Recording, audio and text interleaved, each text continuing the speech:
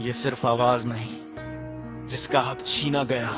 എടാ വെറും ഒരു എക്സാം നീട്ടി വെച്ചാൽ എത്രത്തോളം സീൻ ഉണ്ടാക്കണം, എത്രത്തോളം അനുഭവിക്കേണ്ട വല്ല ആവശ്യമുണ്ട് ഞങ്ങൾക്ക്. ഇങ്ങനെ ഒരുപാട് പേര് കമന്റ് ഇടുന്നുണ്ട്, അതുപോലെ തന്നെ ഒരുപാട് പേര് ഇതാക്കുന്നുണ്ട് കേട്ടോ. നിങ്ങളൊന്ന് ചിന്തിച്ചു ചോദിക്കുകയാണ്, കുറേ ആൾക്കാർക്ക് ഇത് അറിയാത്തതുകൊണ്ടോ, കാരണം ഒട്ടുമിക്ക അറിയപ്പെടുന്ന ചാനലുകൾ കാര്യങ്ങളൊന്നും റിപ്പോർട്ട് ചെയ്യുന്നില്ല, വേണ്ടപ്പെട്ടവരൊന്നും ഇതിനെക്കുറിച്ച് കൂടുതൽ പ്രതികരിക്കുന്ന കാര്യങ്ങളൊന്നുമില്ല കേട്ടോ. പ്രതികരിക്കുന്നവർക്കാണെങ്കിൽ അതിൻ്റെ മേലെ നല്ല രീതിയിലുള്ള പ്രഷറും അവർ അക്കൗണ്ട് കൂട്ടിപ്പോവും, രാജ്യദ്രോഹികളൊക്കെ ആക്കുന്നുണ്ട്.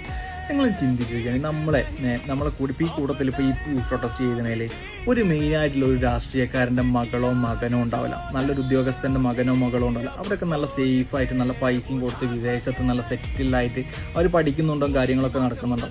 ഇത് സാധാരണക്കാരായിട്ടുള്ള മക്കളാണ് ഇപ്പോൾ ഈ മരിച്ചിട്ടുള്ളതും. ഏകദേശം 10-21 മക്കേഴ്സാണ് മരിച്ചിട്ടുള്ളത്. അതായത് പഠിച്ചിട്ട് ഏകദേശം 2-3 വർഷമായിട്ട് റിപ്പീറ്റ് ചെയ്തിട്ട് 24 മണിക്കൂർ ഒരു ഉറക്കം ഒഴിച്ച് അത്രയും മെനക്കെട്ട് പഠിച്ചിട്ട് വേറെ ഒരു ചിന്തയില്ലാതെ ഇരുന്ന് പഠിച്ചിട്ട് അത് ഒരൊറ്റ നിമിഷം കൊണ്ട് ഇല്ലാതെ ആകുമ്പോൾ ഒരു മാനസികാവസ്ഥ എന്താണ് നമ്മൾ അവരെ വെച്ചിട്ട് കമ്പയർ, അതായത് വീട്ടിലിരുന്ന് പഠിക്കുന്ന മക്കളുള്ളവർ വെച്ച് കമ്പയർ ചെയ്യുമ്പോൾ നമുക്കത് മനസ്സിലാവുള്ളൂ.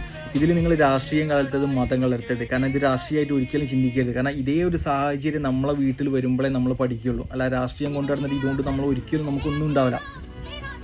ഇപ്പോൾ ഈ പ്രൊട്ടസ്റ്റ് നടക്കുന്ന സമയത്ത് നിങ്ങൾ കാട്ടിക്കൂട്ടുന്ന തെമ്മാടിത്തരം പറഞ്ഞാൽ തെമ്മാടിത്തരം കാണിക്കുന്നത്, മക്കളോട് കാണിക്കുന്നത് അതിൻ്റെ ഇടയിൽ കൂടെ മുതലെടുക്കുന്ന ഓരോ പോലീസുകാർ കാട്ടികൾ, അതുപോലെ തന്നെ ഈ ലാത്തി ചാർജൊക്കെ ഇപ്പോൾ നോർമൽ പല ലാത്തി ചാർജുകൾ കാര്യങ്ങളൊക്കെ ഇവിടെ കണ്ടിട്ടുണ്ട്. ഇത് നമ്മൾ മൃഗങ്ങളെക്കാളിലും വില കുറച്ച് കാണുന്ന രീതിയിലാണ് ഇവരെ കാണുന്നത്. രാജ്യദ്രോഹ കുറ്റത്തിന് ഇങ്ങനെയൊക്കെ കാട്ടിക്കൂടുന്നു എനിക്ക് തോന്നുന്നില്ല. ലാത്തിയും ആണി വരെ വെച്ചിട്ടാണ് അടിച്ചിട്ട് പുറം പൊളിക്കുന്നത്. അമ്മാരി ഏതൊരു മൃഗത്തോട് ചെയ്യുന്നത് എത്രത്തോളം ഇതായി ചെയ്യൂ, അങ്ങനത്തെ രീതിയിലാണ് പോലീസുകാർ കാട്ടിക്കൂട്ടുന്നത്.